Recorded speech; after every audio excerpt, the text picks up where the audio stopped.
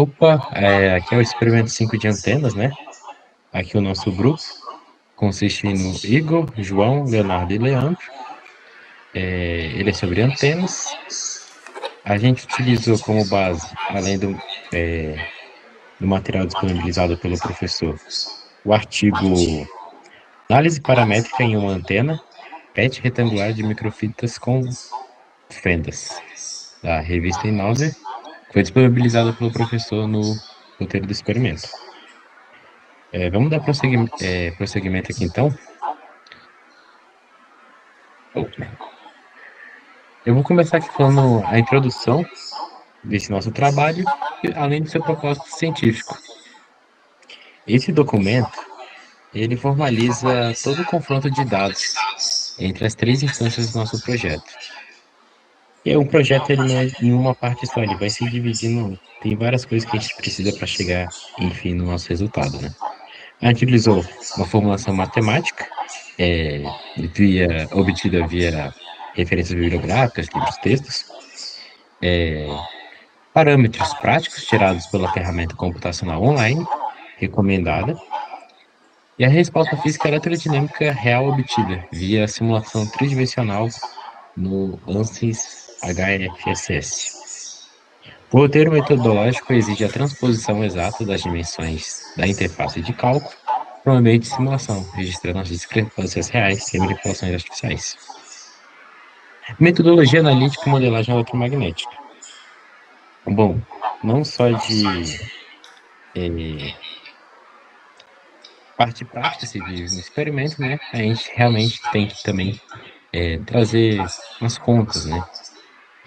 E aqui a gente usou, como pode ver aqui, a ação do comprimento de onda, né? Comprimento de onda vezes frequência, igual a velocidade da luz. Passando a frequência dividida, né? A gente fica com a seguinte fórmula.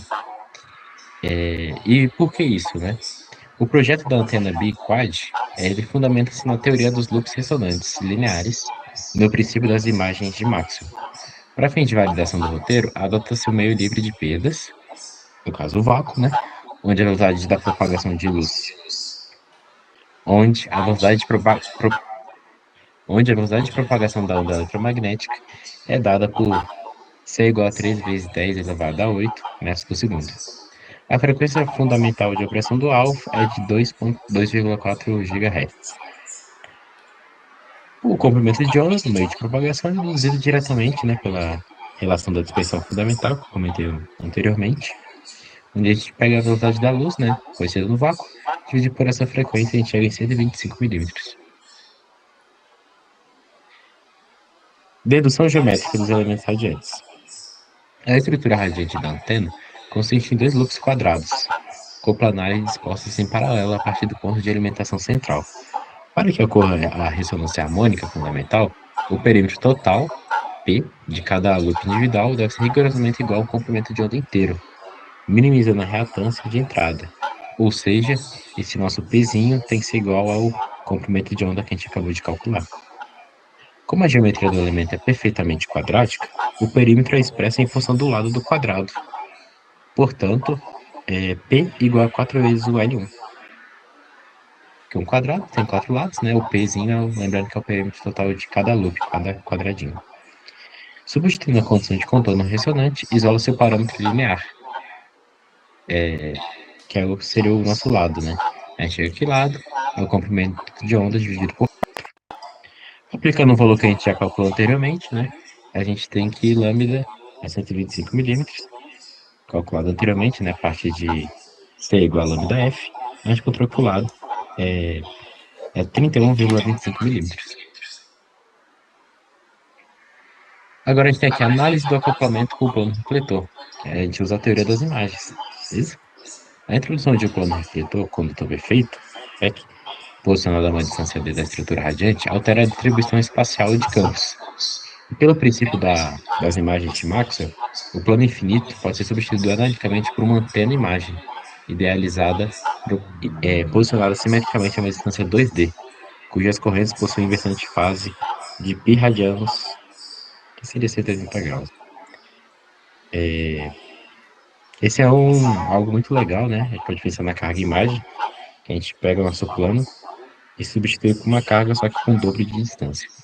O campo elétrico total distante, na direção de máxima radiação, quando θ é igual a 0 graus, é a superposição vetorial do campo direto, E0, e do campo refletido, defasado pelo caminho óptico percorrido.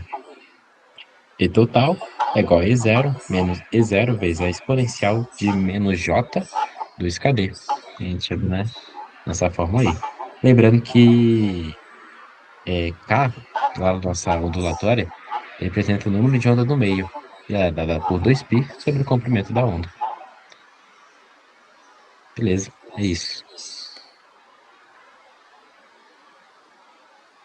Essas são algumas das dimensões da antena que a gente utiliza.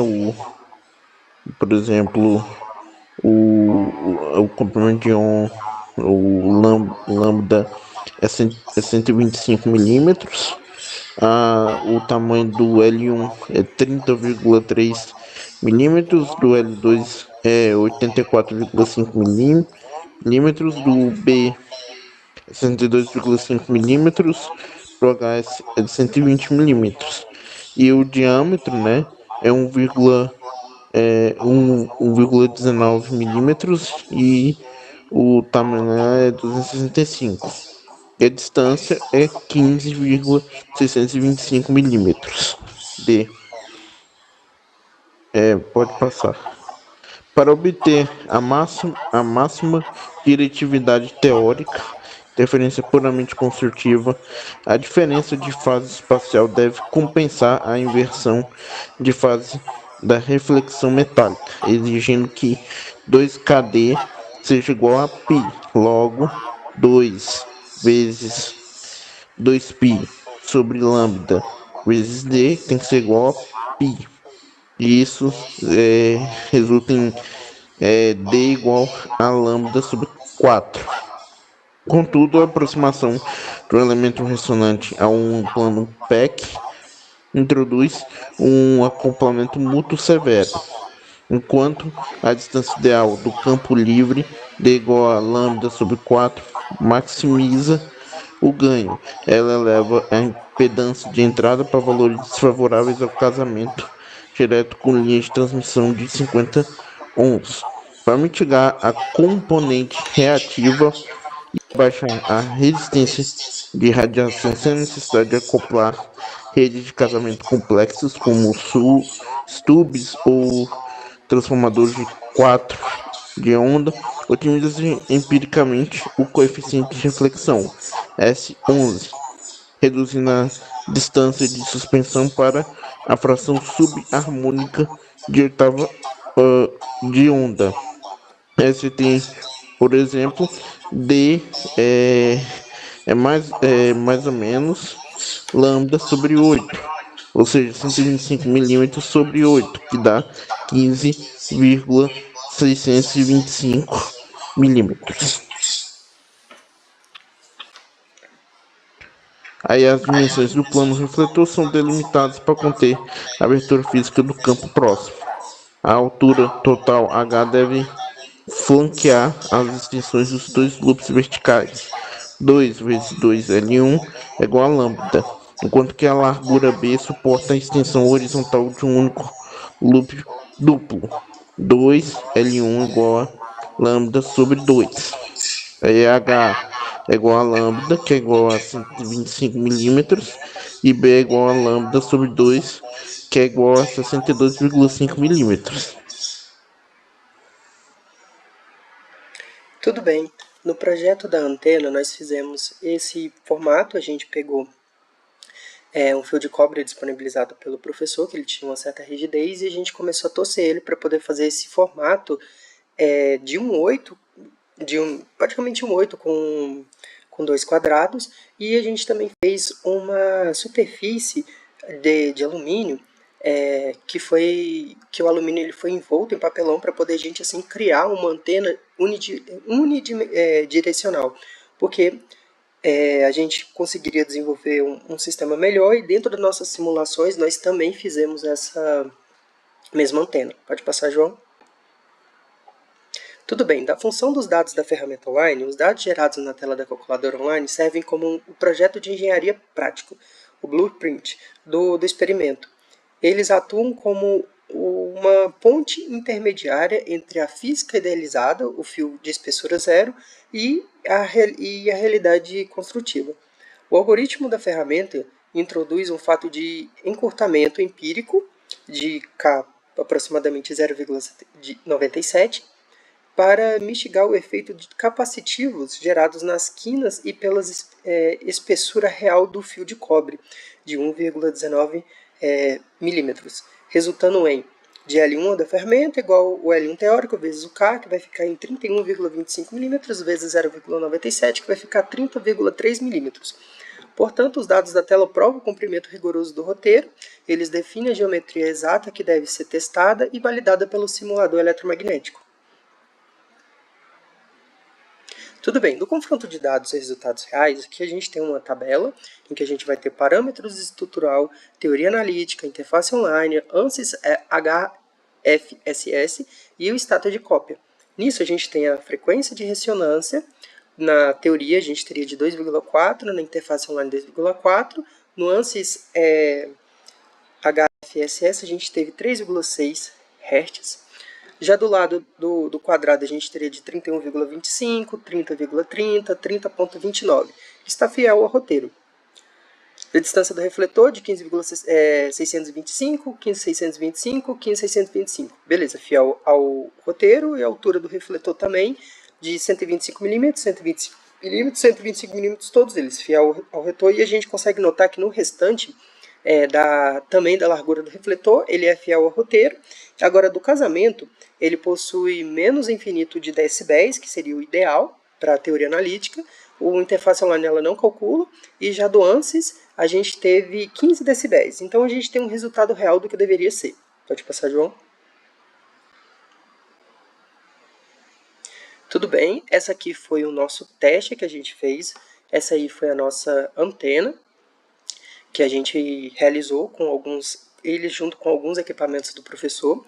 A gente pegou e fez o isolamento entre o fio de cobre e a placa de alumínio, justamente porque a gente precisava passar as correntes e impedâncias dentro dele.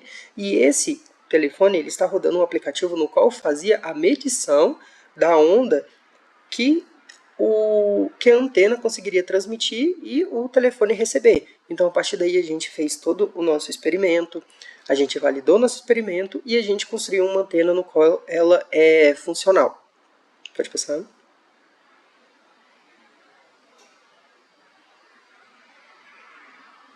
Pode ir, Igor.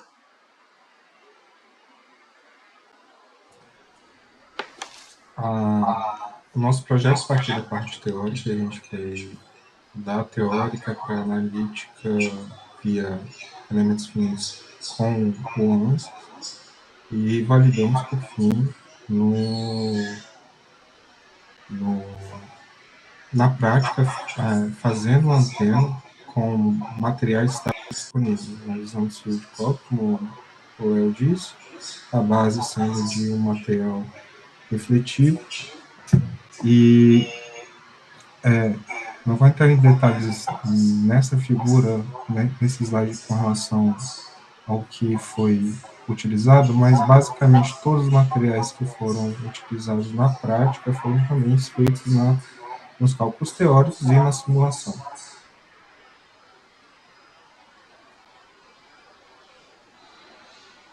A conclusão eu vou fazer mais adiante. Eu queria a figura do gráfico. Passa essa, por favor. Isso. Então, com a geometria validada, e uma coisa que foi reforçada pelo professor era que a importância da antena era a geometria. E realmente a geometria faz diferença. A gente pode ver que esse gráfico está mostrando o ganho em decibéis em relação à frequência que foi utilizada, né? O nosso alvo seria 2,4 GHz. E o simulador do ANSYS, ele mostrou para a gente que a geometria, mesmo estando exatamente matematicamente perfeita, ela apontou que o ganho máximo dessa antena seria por volta de 3,6 e alguma coisa. Por que essa diferença? Isso tem duas coisas que vale notar. Esse gráfico ele mostra casamento de impedância, ou seja, toda a potência está sendo enviada para a antena, ela está sendo transmitida. Então, se a gente pegar o gráfico na altura dos 2,4, a gente vai ter cerca de menos 2 decibéis, o que não é o perfeito. O que significa que a parte ou grande parte da energia que está sendo fornecida pela antena não está sendo refletida, que é a base, é o refletor que foi feito em alumínio. Quando a gente segue essa curva, a gente vê que o vale profundo casa exatamente lá por volta de 3,6. Isso significa que o casamento ideal para essa antena seria de 3,6. Então, nós, por simulação, descobrimos que o funcionamento perfeito dessa antena seria para o alvo de 3,6 GHz. Nosso equipamento de testes em laboratório foi feito com um D-Link de roteador doméstico, que ele gera em torno de 2,4 a 2,8, mais ou menos, gigahertz de frequência, mas ele também induz uma entrada de mais de 100 microwatts para o cálculo, o que a gente não colocou exatamente no lance, a gente só avaliou a questão do ganho e o casamento de impedância, ou seja, o que a gente está transmitindo, a gente está recebendo. Então, a ideia é que se eu colocar 1 microwatt na antena, ela vai mandar aquilo totalmente para o fluxo. Pode passar para o próximo, por favor, João. A ideia que o professor queria explicar para a gente era o uso de antenas unidirecionais. Por que essa antena é importante no mundo real? A antena unidirecional pode causar conflitos. A antena unidimensional, ou seja, que transmite para todos os lados, pode causar conflitos em fronteira e até perigos de seguranças governamentais e militares. Então, usar uma antena unidirecional, às vezes, é estratégico não somente para manter a comunicação de um lado só, mas também como manter, respeitar as legislações dos países de fronteira. Se nós pegarmos o centro dessa borboleta que foi formada, ele é exatamente 0 graus, o θ é exatamente em 0 graus, e o nosso gráfico está mostrando decibéis por microwatts versus o ângulo, então ele realmente é unidirecional, ele só transmite em relação a 0 ou 360 graus. Então, com todos esses estudos e os ensaios apresentados, a gente pode concluir que, a ideia de construção baseada...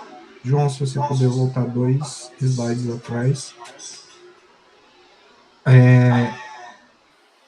A nossa validação teórica foi feita via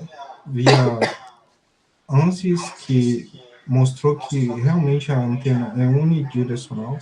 Os dados do simulador que o professor passou, o simulador online, bateu em todos os dados, os dados com a teoria, e a prática mostrou para a gente que o funcionamento da antena estava condizente com o esperado.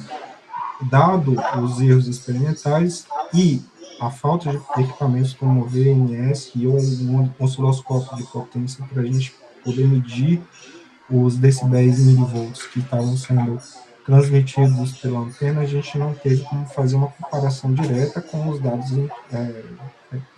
gerados pelo ANSYS no HFSS. A gente apresentou, a gente tentou eliminar todos os erros de modelagem e refinar totalmente os dados.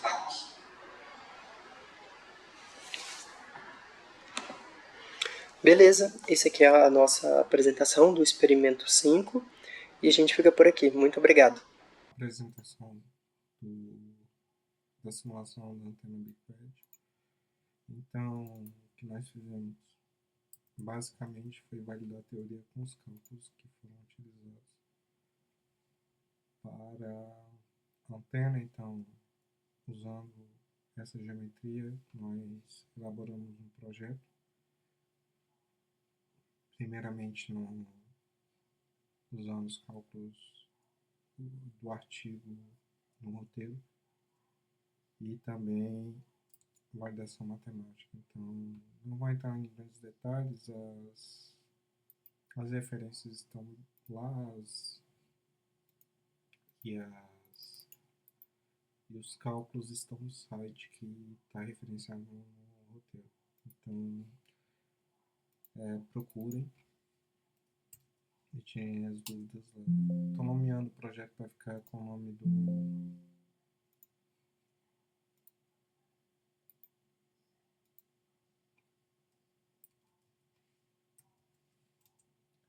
nome do projeto no formato que o professor solicita. Então, eu vou deletar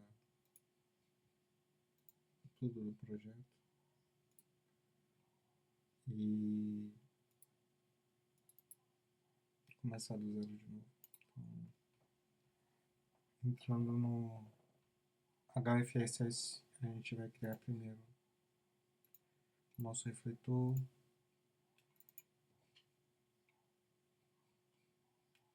A geometria é dada lá pelo site, então a gente tem o nosso H, a gente tem o nosso B aqui, basicamente a geometria já é praticamente entregue na mão. Então, eu já tenho isso previamente anotado, eu vou passar meio batido nessas medidas, porque podem ser facilmente obtidas, então não tem muito segredo.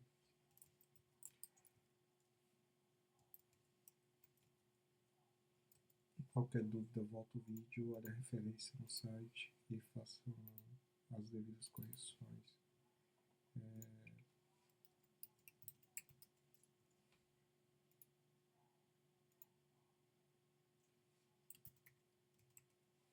O material tem que ser refletivo, eu poderia dizer um PEC, mas eu vou usar o alumínio, que provavelmente vai ser o material que a gente vai usar em laboratório para ser refletor.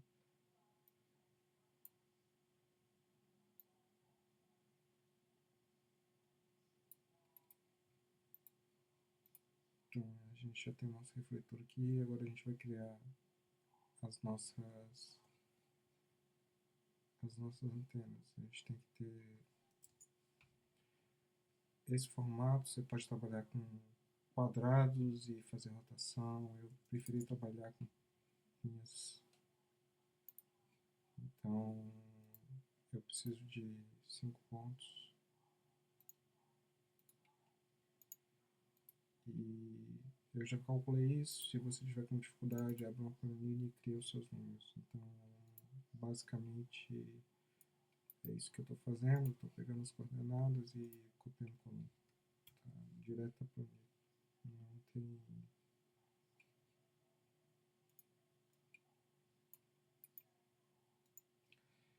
Não tem muito segredo. A gente precisa de 5 pontos, são 4 linhas.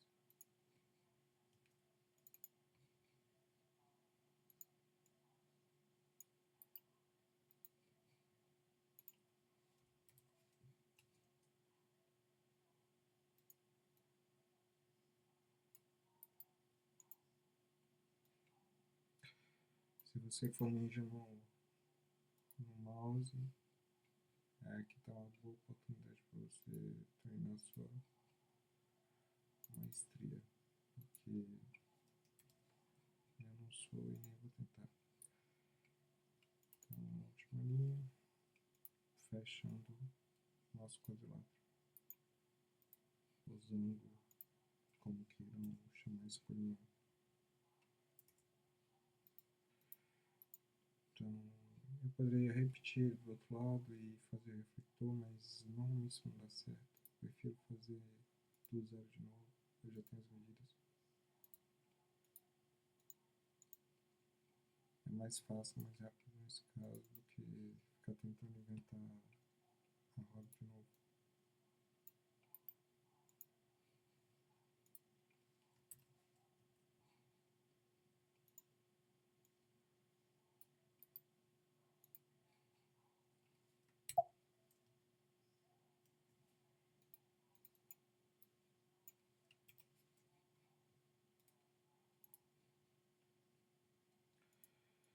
Não tem muito o que falar aqui agora, gente. Eu estou desenhando um quadrilátero com base coordenada. Quem tiver algum outro método, sinta-se à vontade de usar ele. Mas dessa forma tem um controle exato de onde ele começa e termina sem problemas de region, de tamanho da malha. Minha malha vai ficar ajustada do jeito que eu quero. Tá? Então, se você for mais experiente no nuances e tiver uma ideia melhor, sinta-se à vontade de usar. Então agora a gente tem dois quadriláteros ali, e agora a gente só precisa dar volume para eles. Então o nosso fio que vai fazer esse quadrilátero é um círculo com o diâmetro do Y de 1,19 milímetros. Então é só copiar e colar aqui, 1,19. Número de segmentos. 0 é totalmente circular. Eu vou botar uns segmentado para evitar problemas de tamanho de malha. Estou usando a versão Student. Então, a versão Student tem uma malha de até 64.000 elementos, e isso pode ser problemático na hora de fazer a simulação. Isso feito, agora a gente tem que fazer a união desses dois caras, mas antes disso eu vou definir materiais específicos para eles. Provavelmente a gente vai ter um material similar ou equivalente a cobre, e eu só vou mudar eles para uma cor diferente.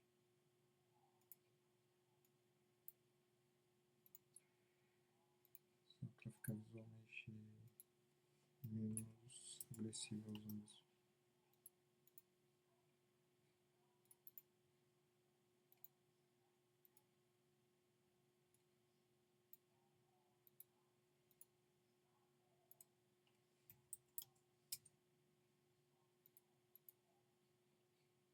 Pronto, a nossa geometria está pronta. Agora a gente tem que desenhar nossa ligação aqui,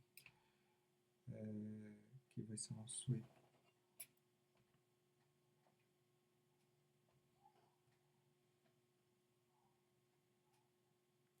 Perdão, um pedipode. Para isso eu preciso desenhar um quadrado. Eu vou desenhar em qualquer lugar aqui, só preciso dele. E eu vou dimensionar ele com os meus dados que eu já tinha salvo. Então,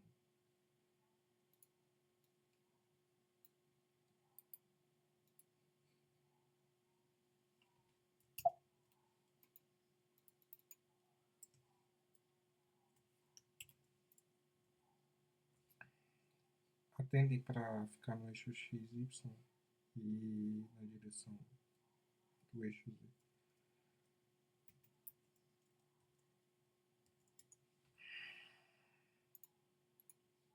Isso feito, a gente pode dar um zoom bem pertinho.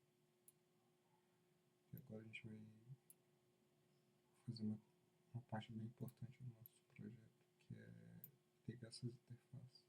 Então, eu vou vir nesse retângulo e vou adicionar uma estação do tipo port, e ela vai ser modal. Normalmente se usa, pela literatura se usa 50 ohms de referência, casamento de impedância aqui.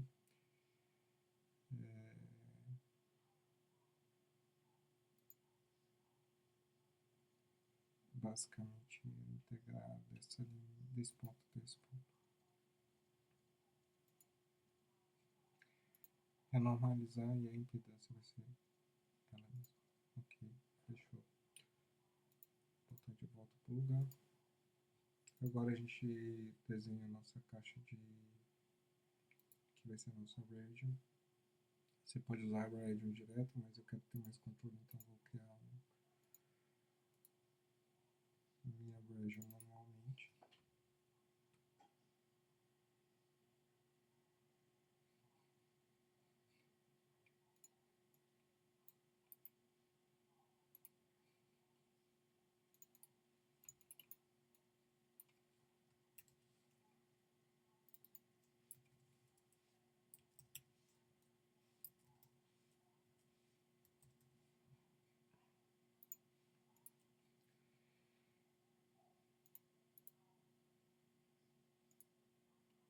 Agora, vamos definir material.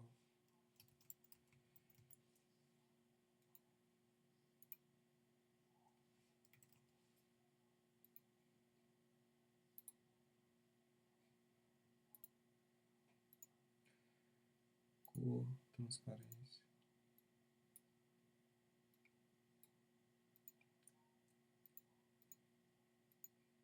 Isso feito. Eu vou assinalar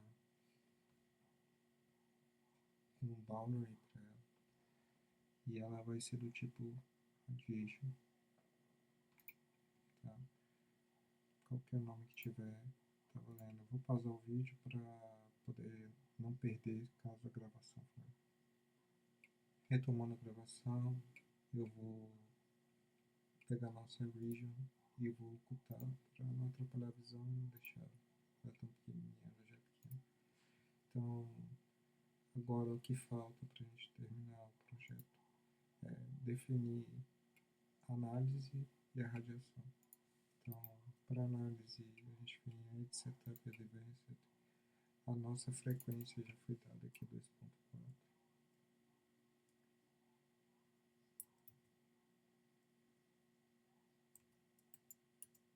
E o número de passos eu vou deixar em 15. Mesh Solution eu não vou mexer. Quem tiver com a versão full é melhor aumentar esse número de passos. E talvez percentual para 50% nesse ponto. Seguindo, ele vai perguntar qual é o ponto de entrada e de saída para... Nesse caso, eu vou dar 1 GHz. A gente vai até 3. E eu vou deixar em 400 pontos, que é o default. Interpolação eu não mexo. Você pode mexer se você tiver com a versão full para ele... Vai ter um efeito computacional, mas não é tão pesado. A questão é só o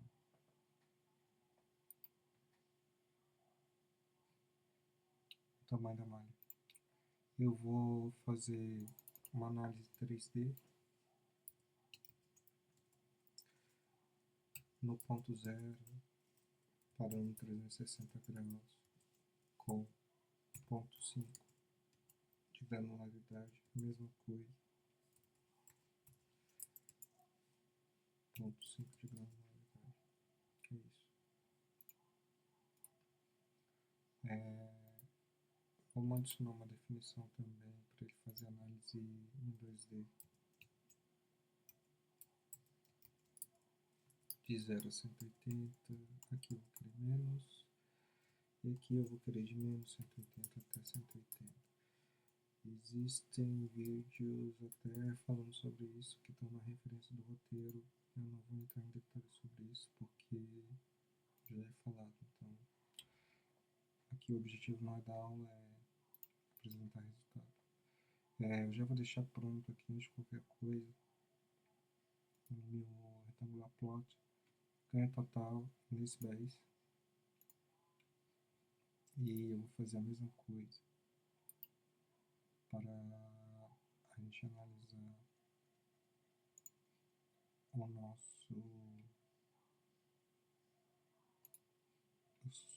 nosso ganho de alcance nesse país de miliwatts. Eu já posso adicionar também nosso ganho total com 3D e só garanto aqui que esteja 3D e vamos fazer a mesma coisa para nosso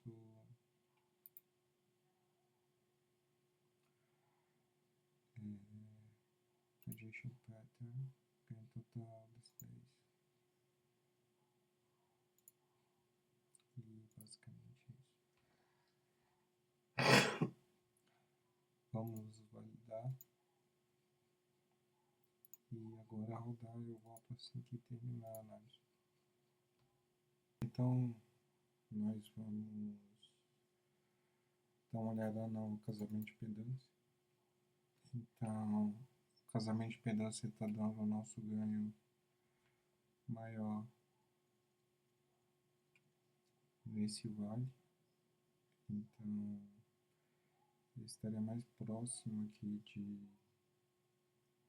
1,25. O nosso alvo seria mais ou menos aqui, que ele está com aproximadamente menos 75. Se a gente ampliar esse gráfico, o vale principal que a gente está procurando, ele está mais lá adiante, nessa geometria, ele fica em 3 alguma coisa. Eu refinei um pouquinho mais o gráfico nessa simulação para apresentar. Então, isso aqui é casamento 1:1, casamento de pedaço. Significa aqui que a reflexão nessa frequência teria menor reflexão, ou seja, toda a energia gerada seria refletida e não seria desperdiçado, o que não acontece no nosso ângulo, na nossa frequência de 2.4, que era alfa. Alguns gráficos que são bonitos, mas muito difíceis de interpretar.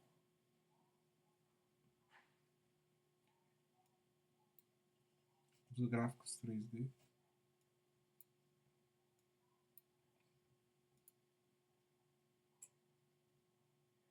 São um pouquinho pesados, mas enfim.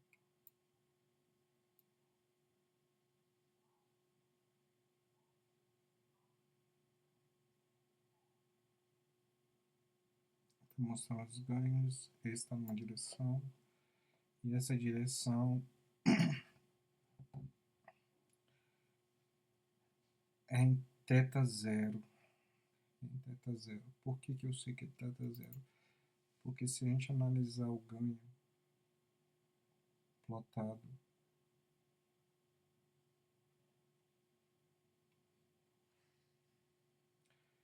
a gente vai ver que o maior ganho está exatamente no 0 ou 360. Tá? Então,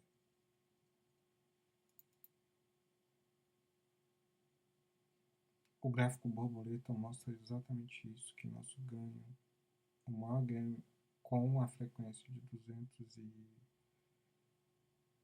com 2.4 GHz está aqui com 360 graus ou 0 graus, tá? Então, como esperado, ele é unidirecional e o maior ganho é nessa direção. O que mais eu posso mostrar para vocês? Decibéis miliwatts por eixo, então nos eixos Y ele está chegando próximo ao unidirecional ao nosso campo esperado, nossa frequência esperada. Quando a gente analisa todos os lados, ele não vai mostrar isso para vocês. Ele só vai mostrar isso para onde ele está apontando. Esse é um comportamento que estava esperado. Tanto é que quando a gente olha nos outros eixos, tanto no casamento de pendância, ele não vai mostrar o comportamento que a gente está querendo, que seria aqui, porque ele é unidirecional e o vetor está direcionado para o Y. Tá? Então, a análise gráfica essa foi feita tanto em 2D quanto 3D.